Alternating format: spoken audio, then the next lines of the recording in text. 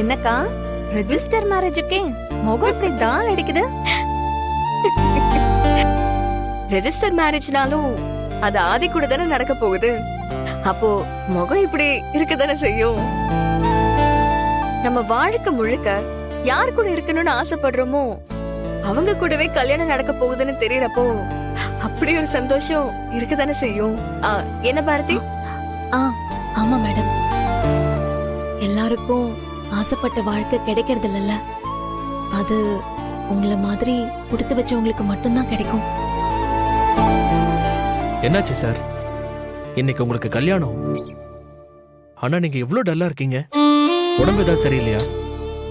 அப்படிலாம் ஒண்ணும் இல்லை மனம், நான் நார்மலா தான் இருக்கேன். சார் நீங்க நார்மலா தான் இருக்கீங்க, அது ஓகே தான். ஆனா நான் கேட்டது, இன்னைக்கு உங்களுக்கு கல்யாணம், ஒரு கல்யாண மாப்பிள்ளையா உங்க முகத்துல எந்த சேஞ்சும் தெரியலையே. ஏதோ ஏற்கனவே கல்யாணத்தெல்லாம் பண்ணி பார்த்த மாதிரில இருக்கீங்க, அதனாலதான் கேட்டேன். ஏய், உங்கள்கிட்ட சொல்றதுல எனக்கு என்ன இருக்கு? எனக்கு இந்த கல்யாணத்துல இஷ்டம். சார் என்ன சார் என்ன சொல்றீங்க? ஏய், நான் தப்பான அர்த்தத்துல சொல்லல. இப்ப இந்த கல்யாணத்தை பண்றது பிடிக்கலன்னு தான் நான் சொன்னேன். ஏன் சார்? என் மைண்ட் ஃபுல்லா இப்ப என்ன ஓடிக்கிட்டு இருக்குன்னா, நம்ம ஆதித்யாவுக்கு நல்லபடியா ஆபரேஷன் நடக்கணும், அது மட்டும்தான் ஓடிக்கிட்டு இருக்கு. இந்த கல்யாணத்தை அதுக்கப்புறம் வச்சுக்கலான்னு பார்த்தேன்.